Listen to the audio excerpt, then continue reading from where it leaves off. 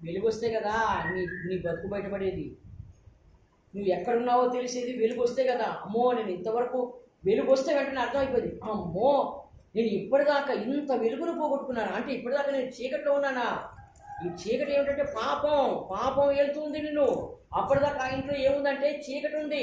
చీకటి ఆ ఇంటిని వెళ్తూ ఉంది. నిజమే, ఈరోజు ఇల్లే కాదు నీ హృదయం కూడా చీకటిమయంగా మారిపోయింది. చీకట్లో ఉన్నవాడు వెలుగుని ఆ హృదయంలో చేర్చుకోలేడు.